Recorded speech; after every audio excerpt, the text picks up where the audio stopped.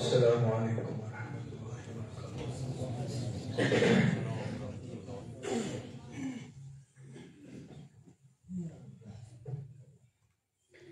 الحمد للہ نحمده ونستعینه ونستغفره ونعوذ باللہ من شرور انفسنا ومن سیئات اعمالنا، من يهده الله فلا مضل له ومن يضلله فلا هادي له، ونشهد أن لا إله إلا الله وحده لا شريك له، ونشهد أن سيدنا ومولانا محمد عبده ورسوله صلى الله تعالى عليه وسلم تسليما كثيرا.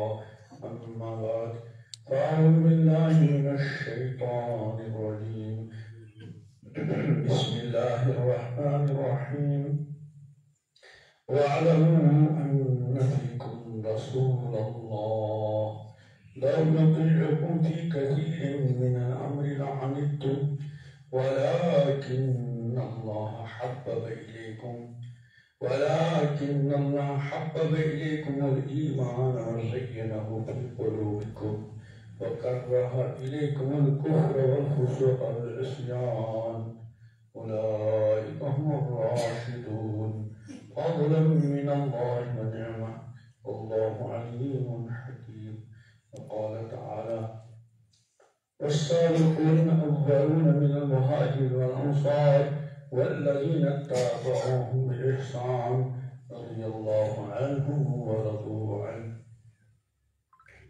وقال تعالى: محمد رسول الله والذين معه أشداء على الكفار رحماء بينهم تراهم ركعا سجدا يبتغون فضلا من الله ورضوانا سيماهم في وجوههم من أثر السجود ذلك مثلهم في التوراة ومثلهم في الإنجيل كزرع أخرج شطأه فآزره فاستغلظه فاستوى على سوقه يعجب الزراع وعلى الله الذين آمنوا وعملوا الصالحات منهم مغفرة وأجرا عظيما. وقال رسول الله صلى الله عليه وسلم: لن تمسنا النار من رآني مسلما، أو كما قال رسول الله صلى الله عليه وسلم. صدق الله مولانا العظيم وصدق رسوله النبي الكريم، ونحن على ذلك من الشاهدين والشاكرين والحمد لله رب العالمين.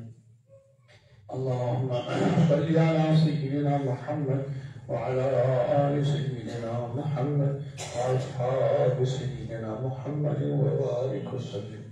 اللهم صل على محمد وعلى آل محمد كما صليت على إبراهيم وعلى آل إبراهيم إنك حميد مجيد. اللهم بارك على محمد وعلى آل محمد كما باركت على إبراهيم وعلى آل إبراهيم إنك حميد مجيد. اللهم صل على سيدنا محمد وعلى آل سيدنا محمد وأنزل المقرب عندك يوم القيامة. جزا الله عنا محمدا صلى الله عليه وسلم وأهله. جزا الله عنا محمدا صلى الله عليه وسلم وأهله. جزا الله عنا محمدا صلى الله عليه وسلم وأهله.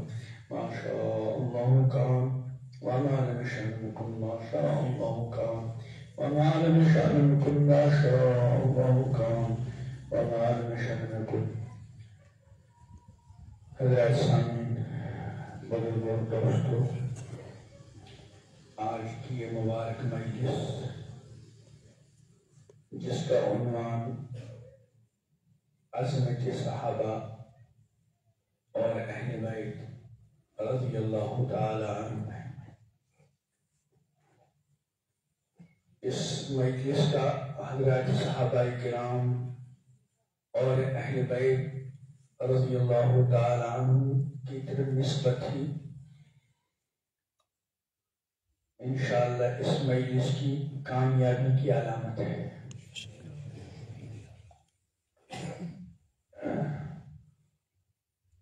اگر کسی بہت بڑے کسی عالم کا نام لیا جاتا ہے، مثلا ہمارے یہاں حضرت علامہ انور شاہ صاحب کشمیری رحمۃ اللہ علیہ، تو اگر کہیں سے پتہ چلتا ہے کہ یہ علامہ انور شاہ صاحب کے شاگرد ہیں، یا اب تو خیر موجود نہیں، علامہ انور شاہ صاحب کے شاگردوں کا شاگرد ہیں، تو ان کا نام سنتے ہی ہماری دلوں میں ان کی عظمت آ جاتی ہے۔ حالانکہ علامہ انور شاہ صاحب کے شاگرد نہیں، ان کے شاگردوں کے شاگرد یا شاگردوں کے شاگرد ہیں، تو ہماری دلوں میں فوراً ان کی عظمت آ جاتی ہے۔ علامہ انور شاہ صاحب رحمۃ اللہ علیہ کی طرف نسبت کی وجہ سے، اسی طرح کسی اور عالم کو نہیں کہ مولانا حضرت تھانوی رحمۃ اللہ علیہ کہ یہ فلاں حضرت تھانوی کے شاگرد ہیں، حضرت تھانوی کے خلیفہ ہیں، ان کے خلیفہ ہیں، یعنی کئی نسبتوں کے بعد تو ہمارے دل عظمتوں سے بھر جاتے ہیں۔ اور اس کی وجہ کیا ہے؟ ہمارے دلوں میں علامہ انور شاہ اللہ حضرت تھانوی رحمۃ اللہ علیہ کی عظمت موجود ہے۔ حالانکہ علامہ انور شاہ صاحب ہوں، حضرت تھانوی ہوں رحمۃ اللہ علیہ، دوسرے بزرگان دین ہوں، امام الانبیاء حضرت محمد عربی صلی اللہ تعالی علیہ وسلم کے جو بلا واسطہ شاگرد ہیں، یہ سارے علماء اگر ان کو یوں کہا جائے کہ ان کے غلام ہیں تو وہ ان کی غلامی پر اپنے لیے فخر محسوس کریں گے۔ حضرات صحابہ کرام رضوان اللہ علیہم اجمعین کی سب سے بڑی خوبی وہ یہ ہے کہ اللہ تعالیٰ نے ان کو امام الانبیاء حضرت محمد عربی صلی اللہ علیہ وسلم کی صحبت نصیب فرمائی۔ بارہ آپ نے تجربہ کیا ہوگا کہ کبھی کسی بڑے عالم کی مجلس ہو، کسی بزرگ کی مجلس ہو، ہم لوگ وہاں 1 گھنٹے کے لیے بیٹھ جائیں تو ہم اس 1 گھنٹے کے اندر اپنے اندر ایک عجیب و غریب قسم کی تبدیلی محسوس کرتے ہیں۔ حالانکہ جس عالم کے مجلس میں ہم بیٹھیں گے یا جس بزرگ کی مجلس میں بیٹھیں گے وہ معصوم نہیں ہوتے، اللہ کے ساتھ ایک خاص تعلق ہوتا ہے تو اس خاص تعلق کا اثر ہمارے اوپر پڑتا ہے۔ بلکہ بزرگوں کی مجلسوں میں بیٹھنا تو دور کی بات، بزرگوں کی باتوں کے سننے کا فوراً اثر ہو جاتا ہے۔ بہت سے ایسے بزرگان دین علماء جن کو 500 سال 600 سال 1000 سال اس دنیا سے رخصت ہو گئے، ان کی لکھی ہوئی کوئی کتاب یا ان کے ملفوظات پر مشتمل کوئی رسالہ ہوتا ہے، اس رسالے کو پڑھتے ہی انسان کی دل کی دنیا میں تبدیلی نظر آ جاتی ہے۔ آئے اور بزرگوں کو نہیں دیتا، 200 400 500 سال کے بعد کہیں ان کا ملفوظ نظر آئے تو ہماری دلوں کی زندگی جو ہے بدل جاتی ہے۔ تو صحابہ کرام رضوان اللہ علیہم اجمعین جن کی سب سے بڑی خصوصیت یہ ہے کہ امام الانبیاء حضرت محمد عربی صلی اللہ علیہ وسلم کے وہ بلا واسطہ شاگرد، اور امام الانبیاء حضرت محمد عربی صلی اللہ علیہ وسلم نے ارشاد فرمایا انما بعثت معلما، مجھے معلم بنا کر بھیجا گیا۔ اور امام الانبیاء حضرت محمد عربی صلی اللہ علیہ وسلم کے معلم ہونے کی حیثیت سے جو بلا واسطہ شاگرد ہیں وہ کون ہیں؟ حضرات صحابہ کرام رضوان اللہ تعالی علیہم اجمعین۔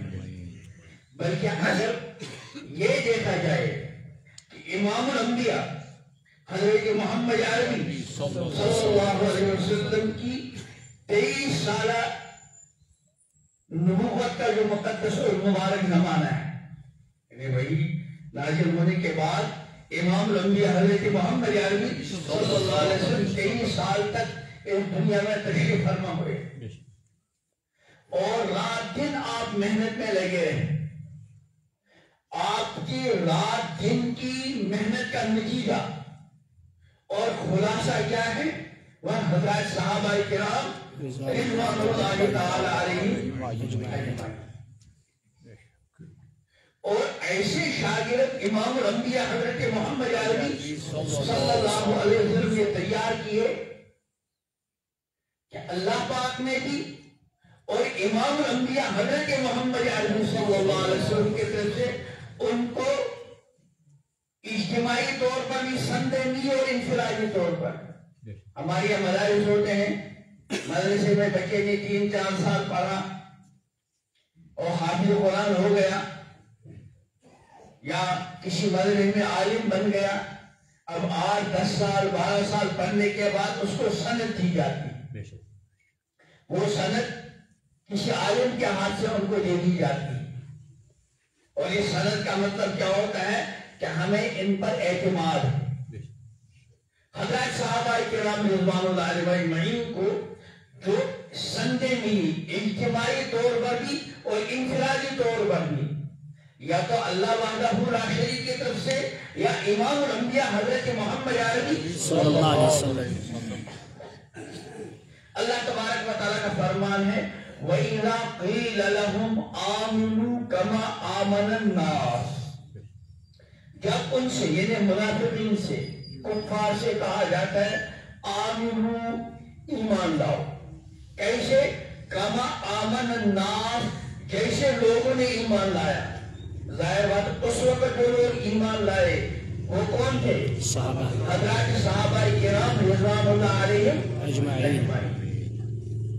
تو گویا کہ اللہ تعالیٰ نے صحابہ کرام کو پوری انسانیت کے لیے ایمان کا معیار قرار دیا کہ اگر صحابہ والا ایمان ہے تو قابل قبول ہے، اور اگر صحابہ والا ایمان نہیں ہے تو پھر قابل قبول. اور ایک اور جگہ ارشاد فرمایا فَإِنْ آمَنُوا، صحابہ کو مخاطب بنا کر اللہ تعالیٰ ارشاد فرماتے ہیں فَإِنْ آمَنُوا بِمِثْلِ مَا آمَنْتُمْ. اے صحابہ اگر یہ لوگ ایمان لائے کیسے؟ کما فَإِنْ بِمِثْلِ مَا آمَنْتُمْ، اسے کے مثل جیسے تم نے ایمان لائے. تم ایمان لائے فَقَدْ اهْتَدَوْا، بس پھر وہ ہدایت یافتہ ہو گئے. وہ کہ اللہ تبارک و تعالیٰ نے صحابہ رضوان اللہ علیہم اجمعین کو ایمان کے لیے پوری انسانیت کے واسطے کیا قرار دیا؟ ایمان لانے کے ایمان کا معیار. یہ اتنی بڑی سند ہے کہ دنیا بھر کے مدارس، دنیا بھر کی یونیورسٹیاں، دنیا بھر کے کالج جن جن کو سندیں ملی ان ساری سندوں کو ایک طرف رکھیں اور اللہ تبارک و تعالیٰ کی طرف سے حضرات صحابہ کرام رضوان اللہ علیہم اجمعین کو جو سند ملی وہ دنیا بھر کی سند ہے. ان سندوں کا تو کوئی تقابل ہی نہ آپس میں. اور امام الانبیاء حضرت محمد عربی صلی اللہ علیہ وسلم جو ہی چیز ہے یا ہے ایمان اور یا ہے اعمال. ایمان یا عمل. ایمان کے لیے معیار قرار دیا حضرت صحابہ کرام رضوان اللہ علیہم اجمعین کو کنہوں نے؟ اللہ جل شانہ نے. اور اعمال کے لیے معیار قرار دیا امام الانبیاء حضرت محمد علیہ السلام. کیا فرمایا؟ اصحابی کالنجوم، میرے صحابہ ستاروں کے مانند ہیں. اصحابی کالنجوم ایہم اقتدیتم اہتدیتم، جس کے نقش قدم پر تم چلو گے ہدایت پا جاؤ گے. ایک روایت میں امام الانبیاء حضرت محمد عربی صلی اللہ علیہ وسلم نے ارشاد فرمایا، آپ نے آسمان کی طرف نگاہ اٹھا کر دیکھا اور غالب بیان کرتے آپ کی عادت بار بار آسمان کی طرف نگاہ اٹھانے کی تھی، وہی کے انتظار میں. کہ قرآن پاک میں قد نرى تقلب وجهك في السماء، ہم دیکھ رہے ہیں آپ کا بار بار پلٹ کر دیکھنا آسمان کی طرف. تو امام الانبیاء حضرت محمد علیہ السلام کی عادت مبارکہ بار بار نگاہ اٹھانے کی کہاں کی طرف تھی؟ تو ایک بار آپ نے نگاہ اٹھا کر دیکھا ستارے آسمان میں. آپ کے فرمائیے ستارے امن ہے آسمان کے لیے، جب ستارے قائم ہیں آسمان قائم. جب یہ ستارے ہٹ جائیں گے تو آسمان پر وہ چیز آ جائے گی جس کا اس کے ساتھ وعدہ کیا گیا، سب آسمان پر جائے گا. اس کے بعد فرمایا کہ جیسے ستارے امن کا ذریعہ ہے کس کے لیے؟ آفتاب کے آسمان کے لیے، اسی طرح میں امن کا ذریعہ ہوں اپنے صحابہ کے. امام الانبیاء حضرت محمد علیہ السلام اپنے بارے میں کیا فرماتے ہیں کہ میں ذریعے امن ہوں اپنے صحابہ کے لیے. جب میں چلا جاؤں گا تو صحابہ کے پاس وہ چیزیں آ جائیں گی جن کا ان کے ساتھ وعدہ کیا گیا ہے، یعنی امتحانات اور آزمائشیں آنی شروع ہو جائیں گی. اور اس کے بعد کیا فرمایا؟ میرے صحابہ ذریعے امن ہے میری امت کے لیے. اور جب میرے صحابہ دنیا سے چلے جائیں گے تو میری امت پر وہ حالات آ جائیں گے، فتنے آ جائیں گے جن کا ان سے کیا کیا گیا؟ قرآن مقدس میں اللہ پاک نے فرمایا والسابقون الاولون من المہاجرین والانصار،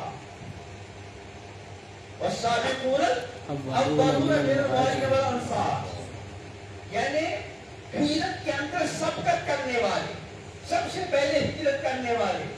والسابقون الاولون من المہاجرین، مہاجرین میں سے اور انصار میں سے، یعنی ہجرت کرنے میں تو صحابہ سب سے پہلے، اور ایمان لانے میں اور صحابہ کرام کو مدینہ منورہ میں تعاون دینے میں، ٹھہرانے میں. والسابقون الاولون من المہاجرین والانصار والذین اتبعوہم بإحسان، اور وہ لوگ جنہوں نے اخلاص کے ساتھ ان کا اتباع کیا. رضی اللہ عنہم ورضوا عنہ، اللہ تعالیٰ ان سے راضی اور وہ اللہ سے راضی. یاد رکھنا چاہیے کہ اس دنیا میں سب سے اونچا مقام جو ہے وہ مقام رضا ہے، اور یہ رضا کا مقام اللہ تعالیٰ نے صحابہ کرام رضوان اللہ علیہ اجمعین کو عطا کیا کہ اللہ تعالیٰ صحابہ سے کیا ہے؟ راضی، اور صحابہ اللہ تعالیٰ سے راضی. قرآن پاک میں جگہ جگہ اللہ پاک نے صحابہ کرام کے مقام کو بیان کیا. ابھی میں نے آیت پڑھی، اللہ فرماتے جل شانہ محمد الرسول اللہ، حضرت محمد صلی اللہ علیہ وسلم اللہ کے رسول. والذین معہ، اور وہ لوگ جو ان کے ساتھ ہیں وہ کون ہیں؟ اللہ صحابہ کرام رضوان اللہ علیہم اجمعین. محمد رسول اللہ معہ اشداء علی الکفار، وہ غیروں پر تو بہت سخت ہے لیکن رحماء بینہم، ایک دوسرے پر بہت مہربان، بہت شفیق. تراہم رکعا سجدا، اے مخاطب آپ ان کو دیکھیے کبھی رکوع کی حالت میں اور کبھی سجدے کی حالت. تراہم رکعا سجدا یبتغون فضلا من اللہ ورضوانا، وہ اللہ تعالیٰ کے فضل اور اللہ تعالیٰ کی رضا کے تلاش میں ہوتے ہیں. سجدہ کر کے اور رکوع کر کے اللہ کی عبادت کر کے اور اللہ کے راستے میں اپنی جانوں کا نذرانہ پیش کر کے وہ اللہ تعالیٰ کی رضا اور اس کے فضل کے متلاشی. تراہم رکعا سجدا یبتغون فضلا من اللہ ورضوانا، سیماہم فی وجوہہم من اثر سجود، سجدوں کے اثر سے ان کی پیشانیاں منور، سیماہم فی وجوہہم من اثر سجود، ذالک مثل فی التوراۃ، یہ قرآن مقدس میں تو ہے ہی اللہ پاک نے صحابہ کی عظمتوں کو بیان کیا۔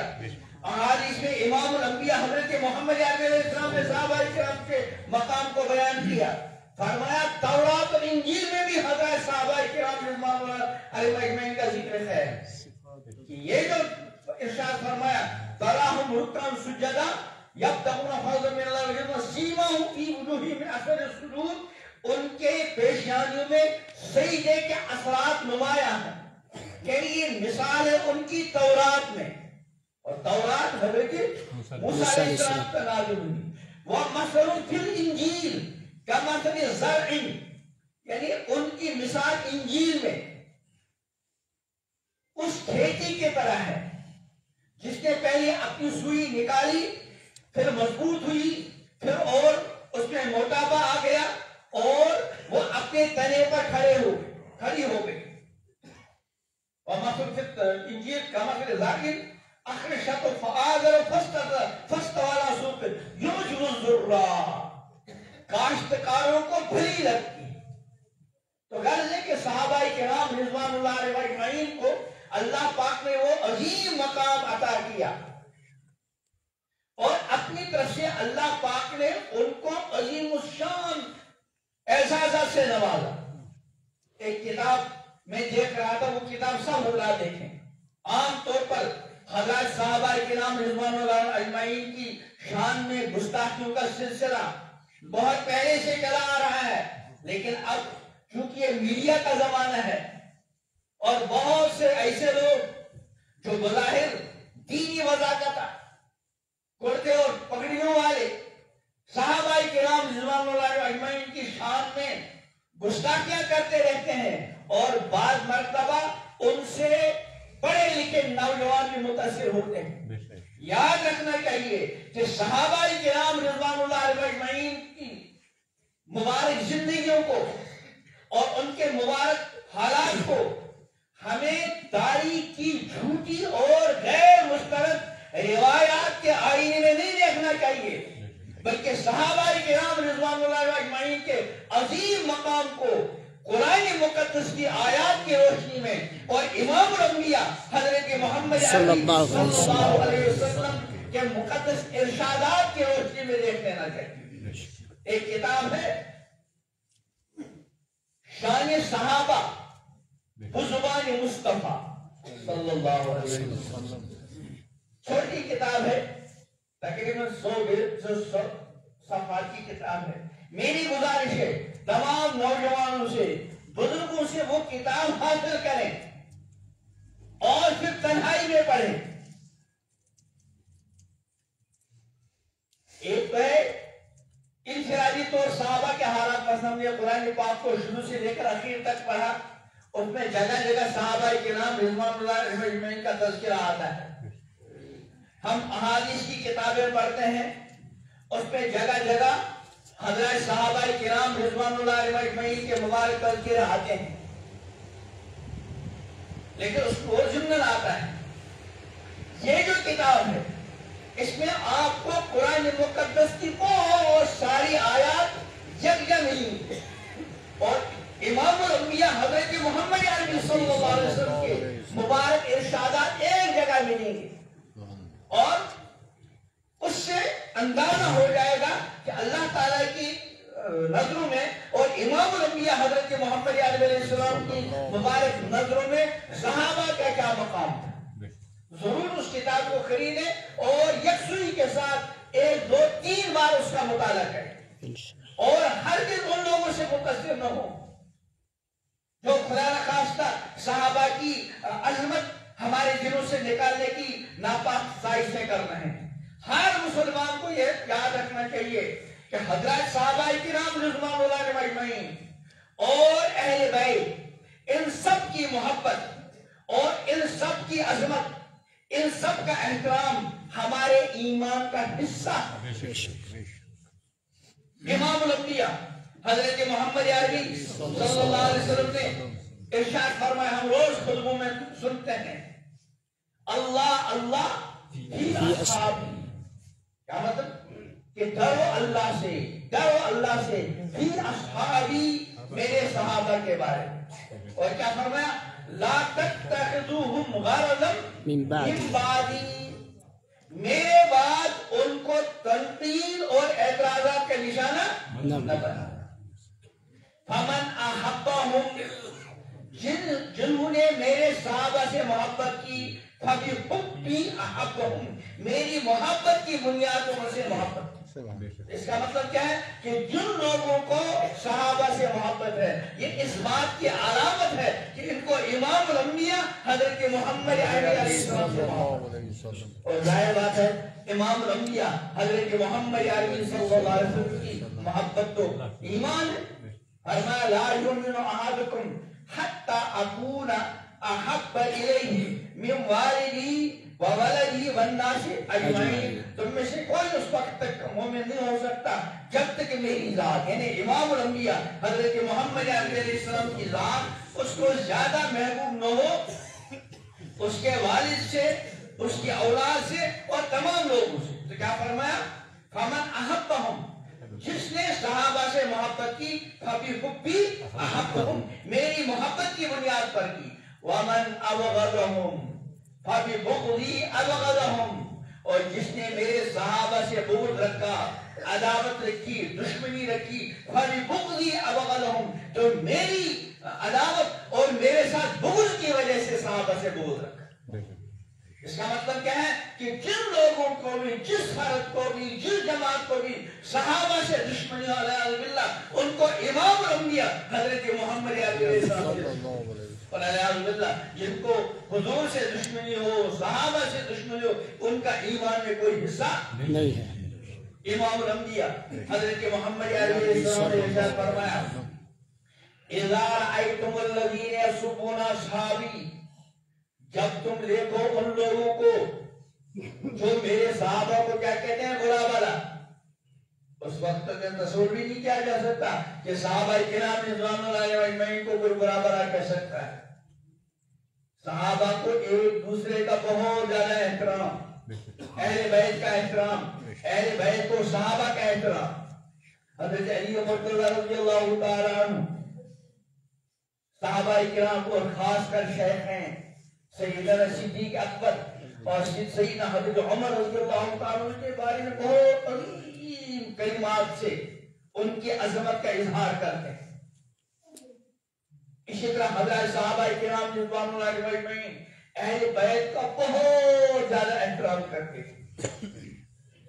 یاد ہے حضرت عبداللہ بن عباس رضی اللہ عنہ جو امام الانبیاء حضرت محمد علیہ صلی اللہ علیہ وسلم کے سیادہ بھائی اور رئیس المفسرین، پیغمبر کریم صلی اللہ علیہ وسلم کے ساتھ بہت محبت تعلق، حضرت عمر رضی اللہ تعالیٰ عنہ اپنی خلافت کے زمانے میں جن حضرات سے مشورہ کرتے تھے ان میں ابن عباس رضی اللہ عنہ کو اس میں بٹھاتے تھے۔ بعض بڑی عمر کے صحابہ نے عرض کیا کہ حضرت یہ تو ہماری اولاد کے برابر ہے، مطلب یہ کہ جب بڑے لوگوں کا مشورہ ہوتا ہے تو بظاہر چھوٹی عمر کے لوگوں کا وہاں نہیں ہوتا۔ حضرت عمر رضی اللہ عنہ نے صحابہ کو بتایا، پوچھا یہ بتاؤ، اذا جاء نصر اللہ والفتح ورأیت الناس یدخلون فی دین اللہ افواجا، اس کا مرکزی مضمون کیا ہے؟ یعنی اس میں استغفار کا بھی حکم ہے بولا، لیکن اصل بنیادی مضمون کیا ہے؟ صحابہ رضوان اللہ علیہ وسلم نے الگ الگ معنی بیان کیے اور ہر چیز اس میں موجود ہے جو صحابہ نے عرض کیا۔ حضرت عمر رضی اللہ عنہ نے عبداللہ بن عباس کو مخاطب بنا کر یہ ارشاد فرمایا، عبداللہ تم بتاؤ اس کا مرکزی مضمون کیا ہے؟ عبداللہ بن عباس رضی اللہ عنہ نے عرض کیا کہ امیر المومنین اس کا مرکزی مضمون یہ ہے کہ اس میں امام الانبیاء حضرت محمد عربی صلی اللہ علیہ وسلم کے گویا کہ دنیا سے جانے کا وقت آ گیا، اس کی طرح دی جاتی۔ حضرت عمر رضی اللہ عنہ نے کہا میں بھی یہ سمجھتا ہوں. تو انہی کا واقعہ ہے کہ جب حضور علیہ السلام دنیا سے تشریف لے گئے ان کی عمر تو 7-8 سال کے قریب تھی. اس وقت ہزاروں کے تعداد میں صحابہ موجود تھے رضی اللہ عنہ. حضرت عبداللہ بن عباس کا طریقہ تھا یہ صحابہ کے بعد جا کر امام الانبیاء حضرت محمد علیہ السلام کی احادیث کو معلوم کرتے تھے. اور کبھی عین دوپہر کے وقت جب عام طور پر باہر نکلنے کا اس وقت طریقہ نہیں ہوتا تھا اسی کڑی دھوپ میں حضرت عبداللہ بن عباس رضی اللہ عنہ بڑے صحابہ کے دروازوں پر پہنچ جاتے. اب دیکھا کہ دروازہ بند ہے کیونکہ دوپہر کا وقت کئی ہوئے کا آرام کا وقت. حضرت عبداللہ بن عباس رضی اللہ عنہ کھٹاتے نہیں تھے کہ کہیں ان کے آرام میں اللہ ہے. دروازے کے باہر چادر لپیٹ کر وہیں بیٹھ جاتے. ایک مرتبہ حضرت زید بن ثابت رضی اللہ عنہ جو بہت اونچے درجے کے صحابہ میں سے وہ جب باہر نکلے تو دیکھا عبداللہ بن عباس رضی اللہ تعالیٰ. فرمایا یہاں کیوں؟ کہا ایک حدیث ایک مسئلہ دین کی بات سیکھنے آیا ہوں. تو عبداللہ ابن حضرت زید بن ثابت نے فرمایا کہ آپ مجھے کہ میں وہیں آ جاتا. عبداللہ ابن عباس رضی اللہ عنہ نے فرمایا نہیں کہ ہمیں حکم دیا گیا ہے کہ ہم دروازے. پھر جب حضرت زید بن ثابت سوار ہوتے غالباً حضرت ابن عباس رضی اللہ تعالیٰ عنہ ان کے مبارک پاؤں کو اس میں کیا بولتے ہیں اس کو رکاب میں. اور فرمایا ہمیں علماء کے ساتھ اسی طرح کے سلوک کا حکم دیا گیا. حضرت زید بن ثابت رضی اللہ عنہ حضرت عبداللہ بن عباس کے ہاتھوں کو چومتے اور فرمایا ہم کو اہل بیت کے ساتھ یہ برتاؤ کرنے کا حکم دیا گیا. دوبارہ میں عرض کر رہا تھا صحابہ رضوان اللہ اجمعین کو قرآن مقدس اور امام الانبیاء حضرت محمد علیہ السلام کے مبارک ارشادات کے آئینے میں دیکھنا چاہیے. تو پیغمبر علیہ السلام نے ارشاد فرمایا اذا رأیتم الذین جب تم ان لوگوں کو دیکھو یسبون اصحابی جو میرے صحابہ کو برا بھلا کہتے ہیں. اس پر بات آئی تھی اس زمانے میں اس کا تصور ہی نہیں کیا جا سکتا تھا بلکہ روایت میں آتا ہے کہ امام الانبیاء حضرت محمد علیہ السلام و تسلیم کی تشریف دنیا سے تشریف لے جانے کے بعد جب کوئی غزوہ ہوتا کہیں دشمن سے مقابلہ ہوتا تو یہ دریافت کیا جاتا حل فیکم من رأى النبی صلی اللہ علیہ وسلم یا من صاحب النبی صلی اللہ علیہ وسلم. بھائی یہاں کوئی ایسی عظیم شخصیت ہے جنہوں نے حضور علیہ السلام کی صحبت اٹھائی. جب معلوم کیا جاتا ہوتا کہ ہاں علی فلاں ہے تو ان کے وسیلے سے دعا کرتے اور ان کی برکت سے فتح نصیب کی جاتی. اس کے بعد ایک زمانہ آیا تو لوگ دریافت کرتے تھے حل فیکم من صحابہ رسول اللہ صلی اللہ علیہ وسلم کیا تم میں کوئی ایسا ہے جس نے کسی ایسے شخص کی صحبت اٹھائی جس نے صحابہ کی صحبت حضور کی صحبت اٹھائی. یعنی صحابہ کا دور ختم ہو گیا لیکن اب لوگ تلاش کرتے تابعین کو کہ آپ میں کوئی ایسا بندہ ہے جس نے ان لوگوں کو دیکھا جن لوگوں نے کن کو دیکھا کوئی نظر آتا تو ان کی برکت سے دعائیں کی جاتی اور اللہ کی تعالیٰ کی خدمت ختم ہوتی. پھر جب وہ تابعین کا دور بھی ختم ہو گیا پھر یہ پوچھا جاتا حل فیکم من صاحب اصحاب رسول اللہ صلی اللہ علیہ وسلم کیا کوئی ایسا شخص ہے جس نے کسی ایسے شخص کو دیکھا جس نے صحابہ میں سے کسی کو دیکھا ہو. انہیں تبع تابعین ان کی برکت سے دعائیں کی جاتی. تو اس لیے ہر مسلمان کے ذمہ لازم ہے کہ حضرات صحابہ کرام رضوان اللہ علیہ مجمعین کی مقدس سیرت کو امام الانبیاء حضرت محمد علیہ السلام کی مبارک احادیث کی روشنی میں پڑھا کریں. عبداللہ بن مسعود رضی اللہ عنہ کی روایت ہے ارشاد فرمایا کہ اگر تم کو کسی کی اقتداء کرنی ہے اور کسی کے طریقے کو اپنانا ہے تو صحابہ کے طریقے کو اپناؤ. اس لیے کہ یہ وہ مقدس جماعت ہے جن کو اللہ تعالیٰ نے اپنے محبوب حضرت محمد عربی صلی اللہ علیہ وسلم کی مصاحبت کے لیے منتخب کیا. امام الانبیاء حضرت محمد عربی علیہ السلام کے مقدس اور مخصوص شاگرد کون تھے؟ صحابہ رضوان اللہ علیہم. میں تمہیں عرض کر رہا تھا کہ امام الانبیاء حضرت محمد عربی صلی اللہ علیہ وسلم نے اپنی مبارک 23 سالہ نبوت کے مبارک دور میں امت کو اور انسانیت کو جو کچھ عطا کیا وہ کیا تھے؟ حضرات صحابہ کرام رضوان اللہ علیہم اجمعین. دین مقدس اسلام کا اور قرآن مقدس کا سارا مدار صحابہ پر رضوان اللہ علیہم. اسی لیے اسلام میں ایک علم ہے، اس کو کہتے ہیں فنی رجال کا علم. کیا مطلب؟ امام الانبیاء حضرت محمد عربی علیہ السلام کی جو مبارک احادیث آگے تک پہنچی، ایک جماعت نکلی، ان کا کام کیا تھا؟ اصحابی جرح و تعدیل، یعنی وہ روایت پر بحث کرتے تھے. مثلا امام بخاری مثلا انہوں نے کہا میں نے حدیث فلاں سے حاصل، انہوں نے فلاں سے، انہوں نے فلاں سے، انہوں نے فلاں سے، اور انہوں نے فلاں صحابی سے. صحابی سے نیچے جتنے روایت ہیں ہر کسی کے بارے میں حالات معلوم کیے جاتے ہیں اور ان پر کبھی تنقید بھی ہوتی ہے. یہ کس درجے کا راوی ہے، قابل اعتماد ہے، قوت حافظہ میں کوئی کمی تو نہیں، وغیرہ وغیرہ. اور اس کے بعد ان کے بارے میں ان کی عدالت کا فیصلہ کیا جاتا تھا کہ یہ کیا یہ اس معیار کے ہیں کہ ان کی بات قبول کی جائے. لیکن جب صحابہ کا معاملہ آتا ہے تو وہاں ضابطہ بنایا گیا ہے الصحابہ کلہم عدو. صحابہ سارے کے سارے دین میں 100% قابل اعتماد. یعنی صحابہ کے بارے میں تنقید کا معاملہ نہیں ہے. صحابہ کے بعد جتنے ہیں تابعین ہوں، تبع تابعین ہوں، ان سے نیچے والے لوگ ہوں، ان کے بارے میں بحث کی جائے گی. اس کا مقام کیا ہے، اس کا قوت حافظہ کیا ہے، اس کی روایت قابل قبول ہے کہ نہیں ہے. لیکن جب صحابہ کا نمبر آتا وہاں یہ نہیں. سارے کے سارے صحابہ کیا ہیں؟ عدول ہیں. یعنی دین کے سلسلے میں وہ قابل اعتماد.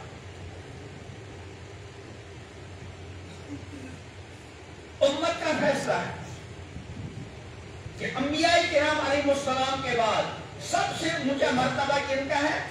حضرات صحابہ. عمر ابن عبدالعزیز رحمۃ اللہ علیہ یا کسی اور بزرگ سے، کسی شخصیت، کسی دوسرے آدمی نے پوچھا کہ حضرت امیر معاویہ رضی اللہ عنہ کا مقام اونچا ہے یا اویس قرنی کا یا عمر ابن عبدالعزیز کا؟ عمر ابن عبدالعزیز رحمۃ اللہ علیہ خلفائے راشدین میں سے، 4 خلفاء کے بعد جو خلیفہ راشد ہیں وہ کون ہے؟ عمر ابن عبدالعزیز رحمۃ اللہ علیہ. اتنے عادل بادشاہ تھے کہ ان کے زمانے میں بھیڑ اور بھیڑیا ایک جگہ چرتے تھے اور ایک جگہ پانی پیتے تھے. کتاب میں لکھا ہے کہ ایک مرتبہ ایک چرواہی نے پڑھا انا للہ و انا الیہ راجعون. دوسرے نے پوچھا ہوا کیا؟ کہا امیر المومنین عمر ابن عبدالعزیز رحمۃ اللہ کا انتقال ہو گیا. اس وقت وہ میڈیا کا زمانہ تھا نہیں، یہاں عجیب بات ہوئی، پوری دنیا میں پھیل گئی، وہاں یہ سسٹم نہیں تھا.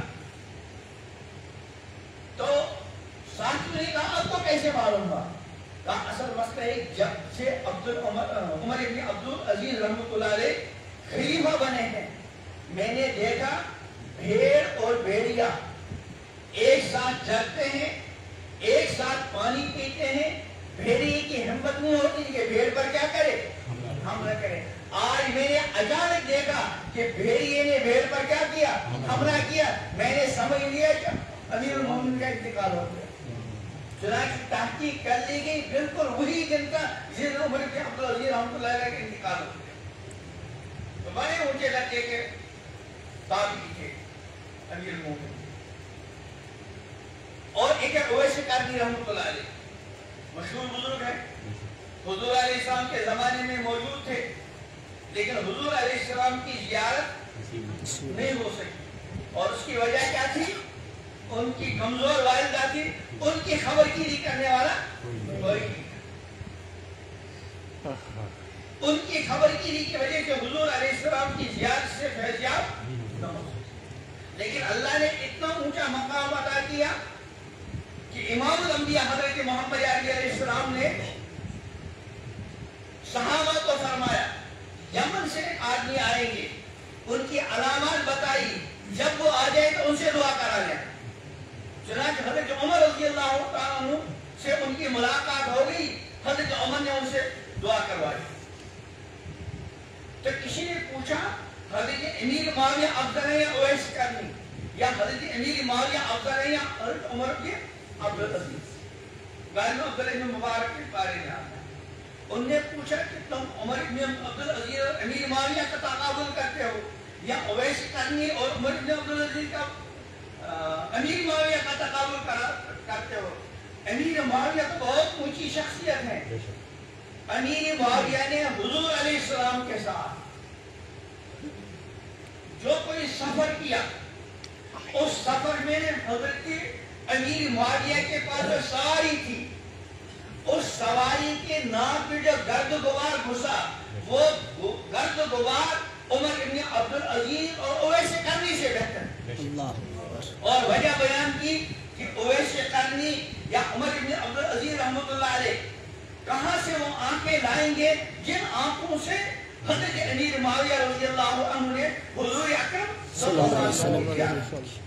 انہی امیر معاویہ رضی اللہ عنہ کے بارے میں بہت سے نام یہاں مسلمان بھی گستاخیوں کا ارتکاب کرتے ہیں، حالانکہ امیر معاویہ رضی اللہ عنہ ان پر امام الانبیاء حضرت محمد علیہ السلام کو اتنا بڑا اعتماد تھا کہ امام الانبیاء حضرت محمد علیہ السلام نے ان کو اپنے سیکرٹری بنایا، اور جو صحابہ کاتبین وحی تھے، جب اللہ تعالیٰ کا کلام امام الانبیاء حضرت محمد علیہ السلام پر اترتا تو آپ فوراً کسی صحابی کو بلاتے اور وہ وہی جو آیات نازل ہوئی ہوتی ان کو لکھواتے۔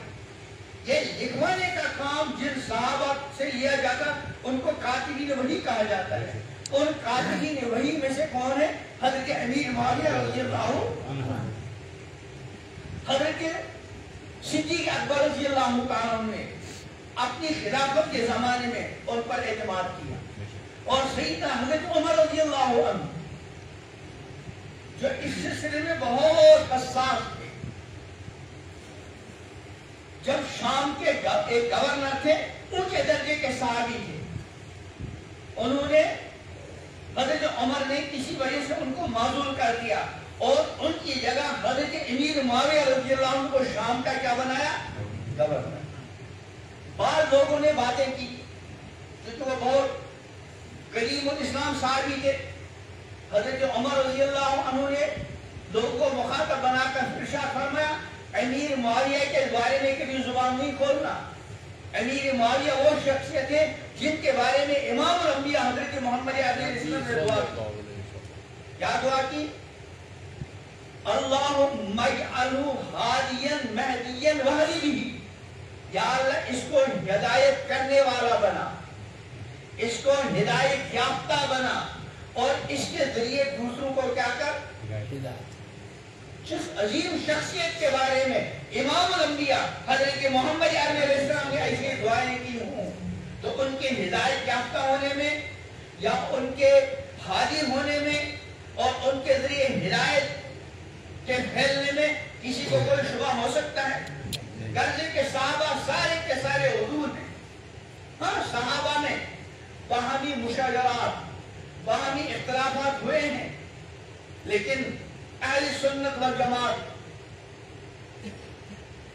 تین چیزوں کے بارے میں گفتگو کرنے سے پرہیز کا مشورہ دیتے ہیں۔ ان میں ایک چیز ہے مشاجرات صحابہ، صحابہ رضوان اللہ اجمعین کے جو باہمی اختلافات تھے۔ حضرت علی مرتضی رضی اللہ عنہ اور حضرت عائشہ رضی اللہ عنہ کے درمیان اجتہادی مسئلہ تھا، اختلافات ہوئے، وہ ان کا معاملہ تھا۔ معاملہ کیا تھا؟ جب حضرت عثمان غنی رضی اللہ عنہ شہید کیے گئے اور حضرت علی مرتضی رضی اللہ عنہ خلیفہ بنے، حضرت عائشہ رضی اللہ عنہ نے چاہا کہ حضرت عثمان کے جو قاتلین تھے ان سے قصاص لیا جائے۔ حضرت امیر معاویہ رضی اللہ عنہ کا نظریہ تھا ابھی تو خلافت کا پورا استحکام بھی نہیں ہوا اور تعین کے ساتھ کون حضرت عثمان غنی کا قاتل ہے اس کی نشاندہی نہیں۔ وہ بھی اپنی جگہ حق پر تھے، یہ بھی اپنی جگہ حق پر تھے، لیکن بیچ میں منافقین تھے۔ منافقین نے بیچ میں ایسا رول ادا کیا، وہاں بھی جنگ کی نوبت آ گئی۔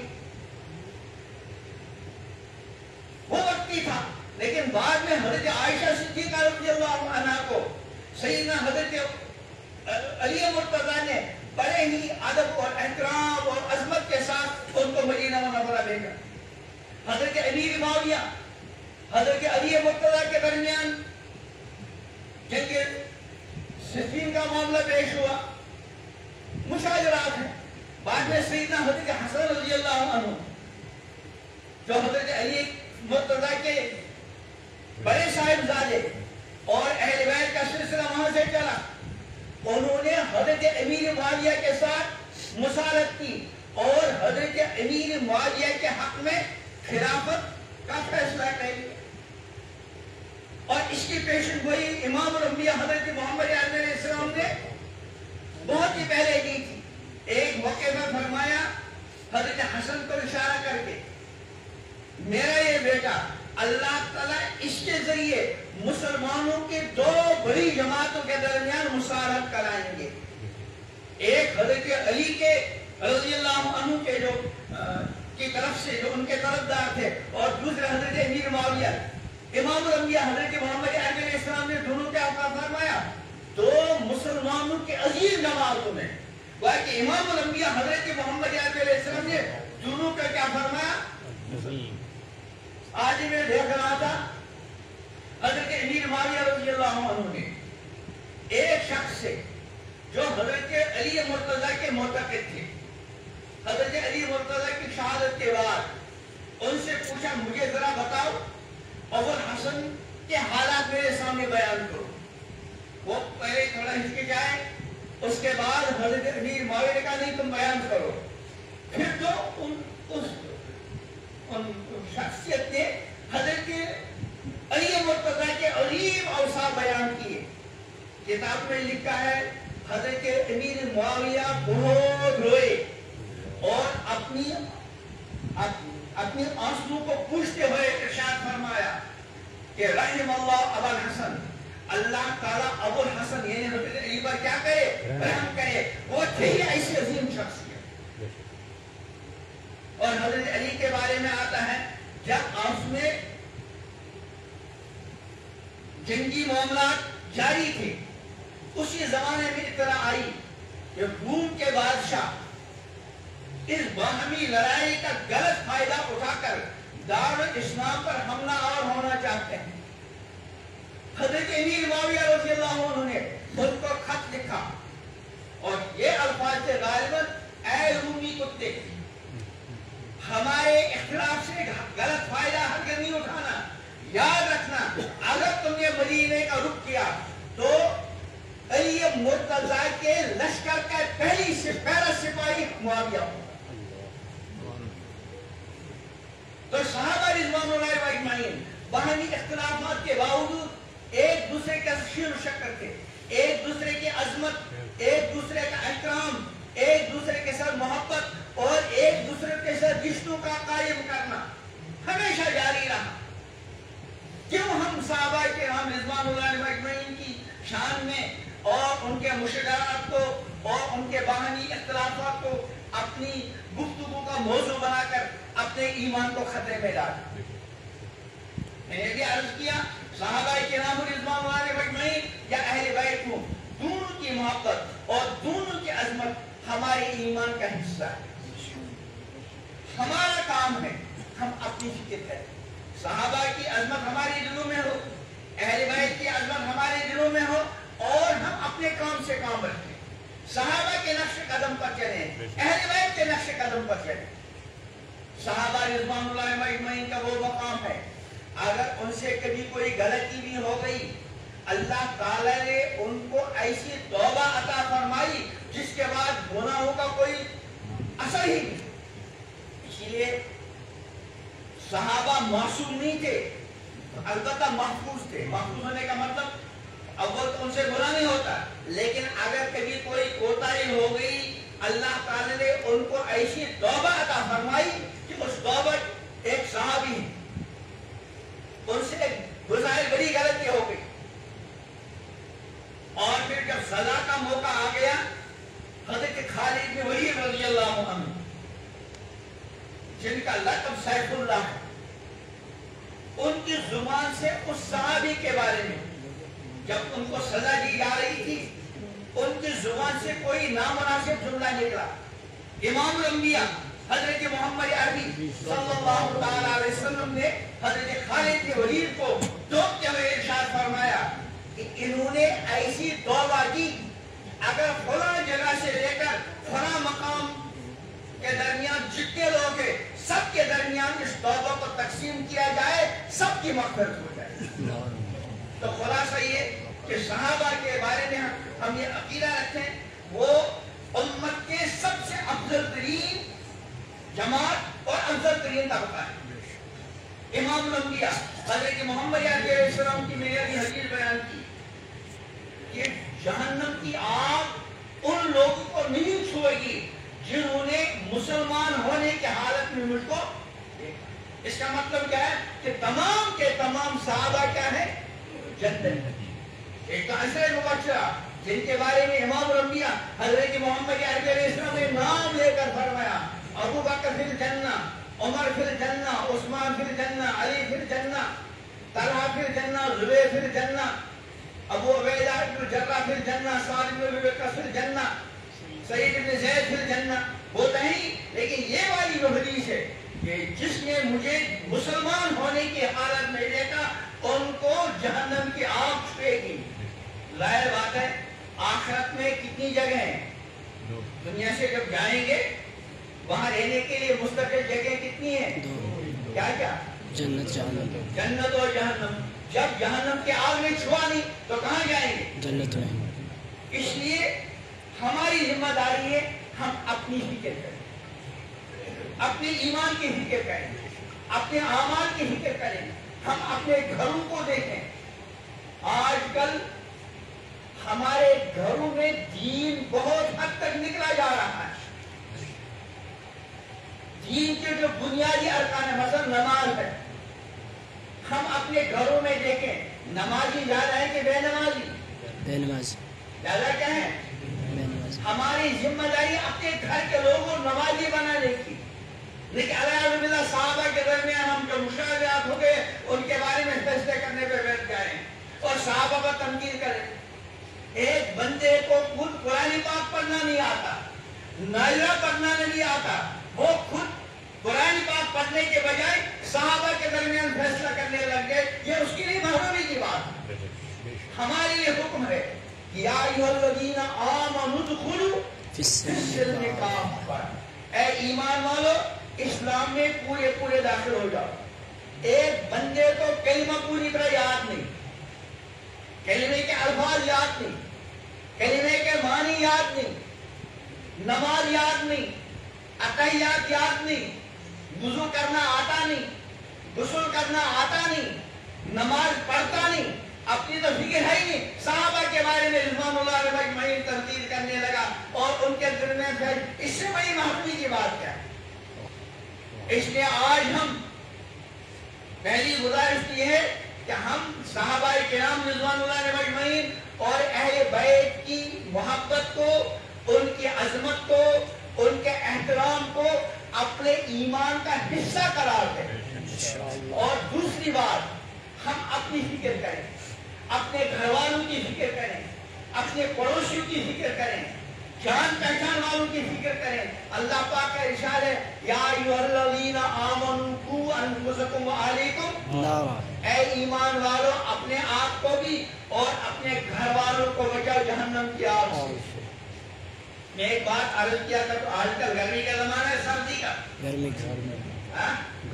گرمی کا. ہم اپنے لیے گھر والوں کے لیے گرمی سے بچنے کا انتظام کرتے ہیں کہ نہیں؟ ہر گھر میں فین ہوتا ہے. جن کے پاس گنجائش ہو اے سی کا انتظام ہوتا ہے. کپڑے وہ استعمال کرتے ہیں جن سے ہم گرمی سے بچ سکیں. کسی کے کہنے سے کرتے ہیں کہ بغیر کہے. اب سردی کا زمانہ آ جائے گا. ہر گھر کا بڑا اپنے والے اور اپنے گھر والوں کے لیے سردی سے بچاؤ کی فکر کرتا ہے. کسی کے کہنے سے کرتا ہے کہ بغیر کہے. لیکن اللہ تعالیٰ ارشاد فرماتے ہیں یا ایھاالذین آمنوا قوا انفسکم وعلیکم نارا. اے ایمان والو اپنے آپ کو اور اپنے گھر والوں کو بچاؤ جہنم کی آگ سے. میں ایک بات اکثر گزارش کیا کرتا ہوں, اگر ہم اپنے گھروں میں دیکھیں گے, اپنے بستیوں میں دیکھیں گے, اپنے علاقوں کو دیکھیں گے تو جتنی فکر سردی سے بچاؤ کی ہے, گرمی سے بچاؤ کی ہے, اتنی فکر جہنم کی آگ سے بچاؤ کی ہے نہیں. سردیوں میں جہاں جہاں ٹھہرن کا رواج ہے آپ کو ٹھہرن کے بغیر کوئی نظر. جہاں کانوڑیوں کا رواج ہے وہاں کانوڑی کے بغیر بہت کم نظر آئے گی. جہاں جاکٹ کا رواج ہے وہاں جاکٹ کے بغیر کوئی نظر نہیں آئے گا. لیکن اس کے بجائے آپ یہ دیکھنے کی کوشش کریں کہ ہم ذرا دیکھیں جہنم کی آگ سے بچاؤ کی کتنی فکر ہے. مثلا جہنم کی آگ سے بچاؤ میں سب سے زیادہ اہم رول ایمان کے بعد کس کا ہے؟ نماز کا. حدیث میں ہے امام الانبیاء حضرت محمد علیہ السلام نے ارشاد فرمایا اول ما یحاسب العبد یوم القیامہ الصلاۃ. سب سے پہلے انسان سے جس چیز کا حساب لیا جائے گا وہ کیا ہے؟ نماز. ہم اپنے گھروں میں, ہم اپنے پڑوس میں, ہم اپنی بستیوں میں جو دیکھتے ہیں نمازی زیادہ ہے کہ بے نمازی. ہماری ذمہ داری ہے ہم اپنے علاقوں میں نماز کے ماحول کو عام کریں, تلاوت کے ماحول کو عام کریں, پردے کے ماحول کو عام کریں, شرم حیا والے ماحول کو عام کریں, امر بالمعروف والے ماحول کو عام کریں, نہی عن المنکر والے ماحول کو عام کریں, دینداری والے ماحول کو عام کریں. جو چیز ہمارے ذمہ ہے. امام الانبیاء حضرت محمد علیہ السلام کا ارشاد ہے من رأى منکم منکرا فلیغیرہ بیدہ. جو تم میں سے کوئی منکر دیکھے اس کو اپنے ہاتھوں سے روکے. ہمارے گھروں میں بہت سے منکرات ہیں اور سب سے بڑا منکر جو ہمارے گھروں میں پایا جاتا ہے وہ ہمارے گھروں کے بے پردگی ہے کہ نہیں. ہماری بیٹیاں, ہماری گھر کی بچیاں بالکل فیشن اور پرکشش لباس پہن کر گھروں سے باہر جاتی ہیں. یہ منکر ہے کہ نہیں؟ ہم اس کی روک تھام کرتے ہیں حالانکہ یہ ہماری ذمہ داری. گھروں میں بے پردگی ہے اس کی فکر ہے ہی نہیں. صحابہ کے بارے میں گستاخیاں کرنے لگے. امام الانبیاء حضرت محمد علیہ السلام کی ایک پیش گوئی اس کو ذرا توجہ سے سنیے. فرمایا آپ علیہ السلام نے ارشاد کہ ان قریب ایک زمانہ آئے گا میری امت کے مرد عمدہ سے عمدہ سواری پر سوار ہو کر مسجدوں کے دروازوں تک آیا کریں گے. جمعہ کتنا آپ دیکھیں گے جو بازار کی مسجدیں ہوتی ہیں وہاں گاڑیوں کے باہر لمبی لائن ہوتی ہے نہیں ہوتی ہے. یہ پیغمبر علیہ السلام نے پیشن گوئی کی. اور اس زمانے میں ایک بات عرض کیا کرتا ہوں, یہ جو گاڑیوں کی قطار ہے یہ جمعے کو ہی ہونی چاہیے کہ ظہر میں بھی ہونی چاہیے, کیونکہ جمعہ ہی فرض ہے کہ ظہر ہی فرض ہے. جمعے میں بہت سے لوگوں کو چھوٹ ہے.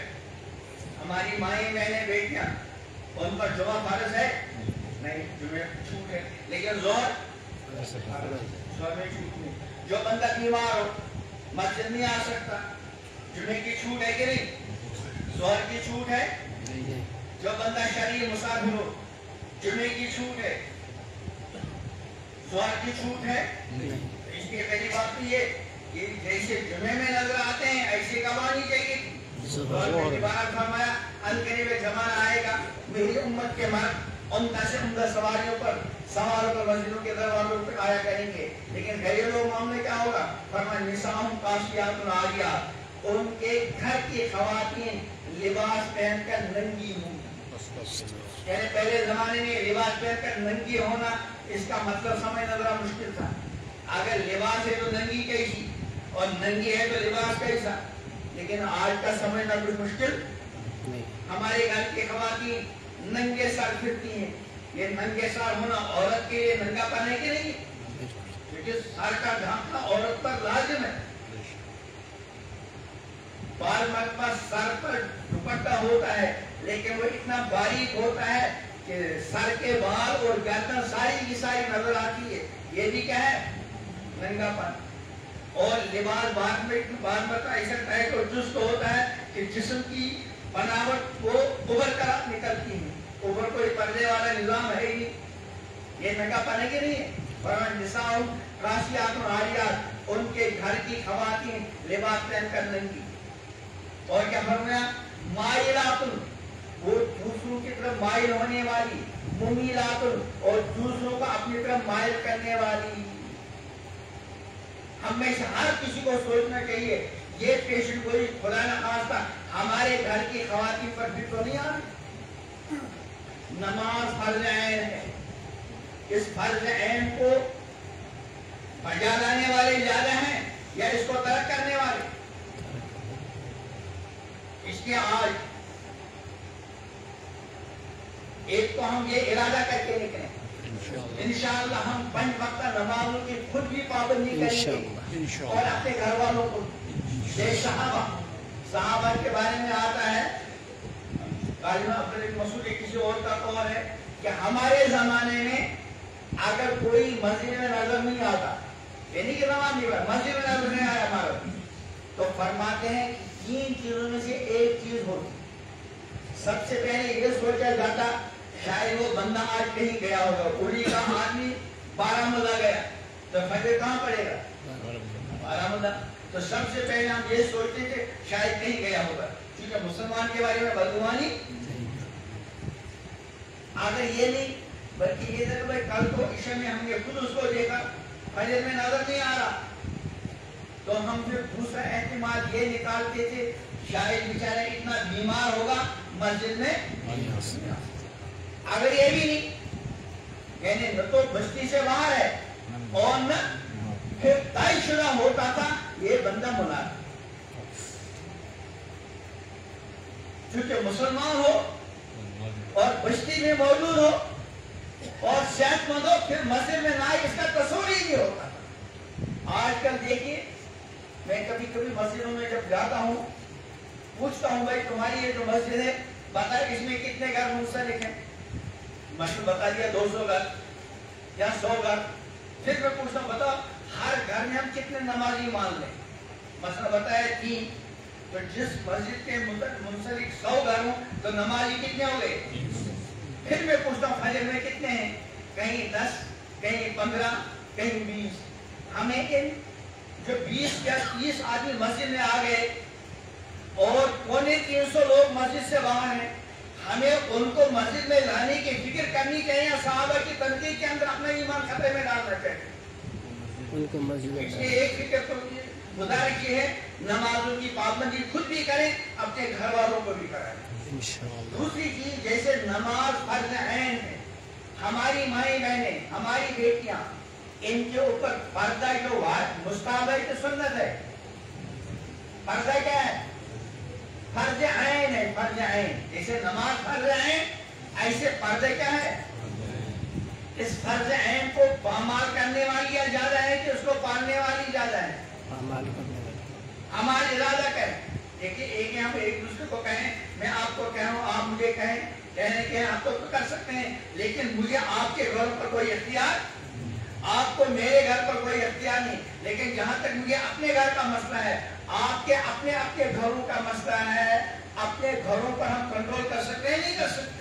इसलिए दूसरी गुजारिश है अपने घरों की फिक्र करें और इस बात को तय कर लें कि मेरे घर की कोई खातून इस पेशेंट गोई की मिजदार। تیسری بات، کماتے سب ہیں لیکن حلال و حرام میں فرق کرنے والے وہ رزق حلال طلب کرنا، یہ بھی من جملہ فرائض کے روایت میں آتا ہے، طلب الحلال فریضۃ بعد حلال، حرام سے بچنا۔ حدیث میں آیا، پیغمبر کریم علیہ السلام کے حدیث یاد آئی، فرمایا من طلب الدنیا حلالا، جس نے حلال طریقے سے طلب کیا، کماتے ہیں نا، کوئی مزدوری کرتا ہے، کوئی ملازمت کرتا ہے، کوئی تجارت کرتا ہے، حلال طریقے سے اجازت ہے بلکہ بشارت ہے، کیا فرمایا من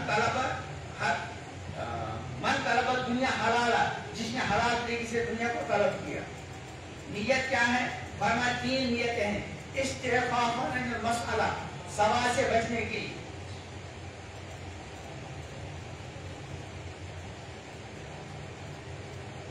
اس لیے حلال کمانا ہے تاکہ مجھے کسی کے سامنے ہاتھ پھیرانا نہ پڑے۔ اور دوسری نیت کیا ہے؟ وسائل علی اہلہ، اپنے گھر والوں کے لیے محنت کر رہا ہے کہ ان کو بھی حلال طریقے سے ان کی روٹی کپڑے وغیرہ کے کیا ہو۔ اور تیسری نیت کیا ہے؟ وتعطفاً علی جاری، اپنے پڑوسی کے ساتھ اچھا سلوک کرنے کے لیے، یعنی اس لیے کمانا، میرا کوئی پڑوسی ضرورت مند ہوگا اس کے بھی کام ہوگا۔ فرمایا حضور علیہ السلام نے لقی اللہ تعالی یوم القیامہ وجہ مثل قمر لیلۃ البدر، اللہ سے ملاقات کرے گی سال میں اس کا چہرہ جوتی رات کی چمک۔ پڑوسی میں یاد آ گیا، حضور علیہ السلام نے فرمایا لا یؤمن احدکم حتی یعمل جارہ بوائقہ، اس وقت تک تم میں سے کوئی کامل مومن نہیں ہو سکتا جب تک کہ اس کا پڑوسی اس کی طرف سے شرارتوں سے معمول نہ ہو۔ یعنی اگر ہمارا پڑوسی ایسا ہے کہ اس کو ہماری طرف ہر وقت خطرہ لگا رہتا ہے، تو اس بات کی علامت ہے ہمارا بھی ایمان جو مطلوب ہے وہ ایمان۔ پڑوسی کے ساتھ اچھا سلوک، پڑوسی کے ساتھ ظلم و ستم، پڑوسی کو تکلیفیں پہنچا رہے ہیں، اور صحابہ کے بارے میں گفتگو ہو رہی ہے۔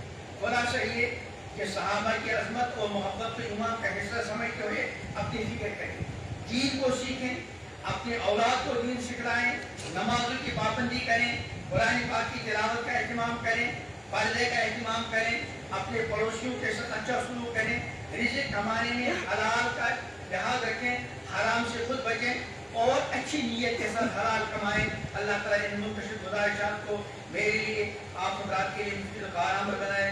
جو کچھ کہا گیا اس میں کسی بھی اعتبار سے کوتاہی غلطی ہوگی اللہ تعالیٰ معاف کرے، اور جو کوئی فائدے کی بات کہے گی اللہ تعالیٰ مجھے بھی آپ حضرات کو